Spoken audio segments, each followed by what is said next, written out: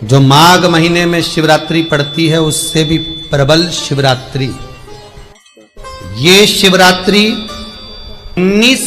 19 वर्ष के 2 बार गैप करने के बाद 183 वर्ष के बाद आएगा और 183 वर्ष के बाद फिर इसमें की शिवरात्रि प्राप्त होगी। और 183 वर्ष किसने देखे?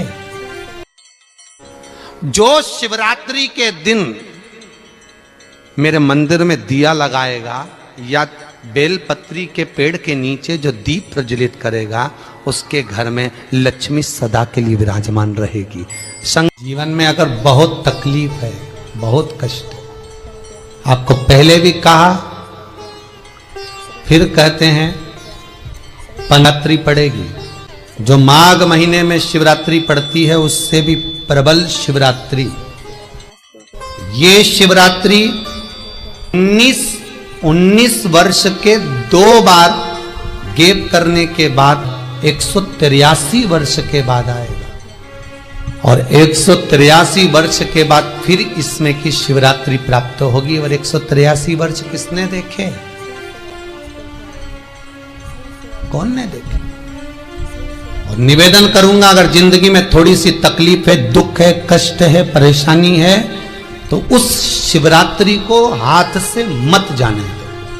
कल शिवरात्रि को आपको पहले भी कहा कि क्या क्या वस्तु भगवान शंकर को हम रात्रि के समय पर चढ़ा दें जिससे हमारा रोग समाप्त हो जाए, हमारी बीमारी समाप्त हो जाए, हमारे जीवन में सुख समृद्धि लक्ष्मी आ जाए। वो समर्पण का भाव। और शिवरात्रि आने में देरी है और आपके जीवन में बहुत कष्ट है, बहुत कष्ट। महाराज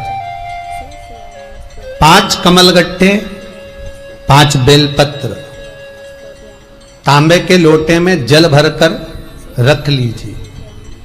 सीधे हाथ पर उस कलश को रखो जिसमें 5 कमलगट्टे और 5 बेलपत्र रखिए।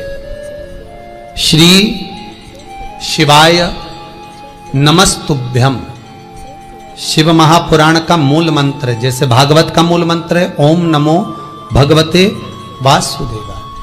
शिव महापुराण का मूल मंत्र है श्री शिवाय नमस्तुभ्यम। इस मंत्र का 5 बार स्मरण कर कर आपको जो तकलीफ है उसको हृदय चित्त से धरकर मस्तक से कलश को लगाकर किसी एकांतेश्वर महादेव पर, एकांतेश्वर महादेव मतलब अपने गांव से, नगर से, शहर से जो बाहर खेड़े में हो, बिल्कुल बाहर, जिस शिवलिंग पर कोई पूजन करने ना जाता हो, एकांत में बैठे हो, जंगल में बैठे हो, कहीं किसी वृक्ष के नीचे विराजमान हो, ऐसे एकांतेश्वर महादेव पर अपनी कामना कर कर वो जल समर्पित कर दो। 1 बेलपत्र, 1 कमलगट्टा उठाकर अपने घर पर लेकर आ जाओ। जो तकलीफ बहुत ज्यादा हो रही है 5 दिन में आपको मालूम पड़ जाएगा, 5 दिन में अंतर आ जाएगा। शिव का अनुमोदन करो, शंकर का स्मरण करो। महाराज 183 वर्ष के बाद वापिस आएगा योग। ये योग पहले मिल जाता 19 वर्ष में, पर अब मिलेगा 183 वर्ष। बटकेश्वर महादेव और पिपलेश्वर महादेव। पिपलेश्वर महादेव जिस जगह पर दधीची ऋषि की धर्म पत्नी सुवार्च के सम्मुख में दधीची ऋषि के प्राण देवता ले लेते हैं, अस्थियों का कंकाल हो जाते हैं दधीची बाबा। उनकी धर्म पत्नी रोती हुई अपने पेट पर पत्थर मारती है गर्भ को नष्ट करने के लिए। वहां शंकर भगवान प्रकट होते हैं पीपल के पेड़ के नीचे। शिव जी का नाम पिपलेश्वर महादेव हुआ। जो बालक पीपल के पेड़ के नीचे जन्मा उसका नाम पिपलाद हुआ। 2 महादेव अपनी पुस्तिका में लिख कर रख लो, एक बटकेश्वर महादेव और एक पिपलेश्वर महादेव। अदालत में कोई कार्रवाई चल रही है, अदालत में कोई केस चल रहा है, अदालत में कोई बात चल रही है, नहीं जीत मिल रही, नहीं विजय मिल रही, हार गए, पेशियां लगा लगा कर, एक बार बड़ के पेड़ के नीचे बालू मिट्टी का शिवलिंग बनाकर उसकी पूजन करो। पूजन अर्चना कर कर दही 3 चम्मच नाम लेकर चढ़ाओ जिसके साथ केस चल रहा है, और 3 चम्मच दही चढ़ाकर उस दही को उठा लो और रुमाल पर उसके छापे लगा लो, सफेद रुमाल पर। भगवान शंकर की पूजा अर्चना कर कर जल में विसर्जन कर दो बटकेश्वर महादेव का नाम लेकर, और उस रुमाल को घड़ी बनाकर रख लो। अगली पेशी जब हो उसको साथ लेकर जाओ, केस जल्दी निपटेगा, विजय प्राप्त होगी। मात्र 3 सोमवार करिए बटकेश्वर का स्मरण। उसी तरह पिपलेश्वर महादेव, कितने भी बड़ी जिंदगी में रोग हो, चाहे कैंसर जैसा हो, लीवर हो, किडनी हो, कितना भी बड़ा रोग हो, भगवान पिपलेश्वर महादेव का स्मरण करिए। पीपल के पेड़ के नीचे शंकर भगवान के शिवलिंग का निर्माण कर कर उसकी पूजन अर्चना करिए, उस पर शहद चढ़ाइए। पीपल का वृक्ष, आंवले का वृक्ष, शमी का वृक्ष, बेलपत्र का वृक्ष, ये औषधि पूर्ण है महाराज। डॉक्टर ने कह दिया डायलिसिस कराना जरूरी है, तो एक बार इस शिव महापुराण का उपाय जरूर करना।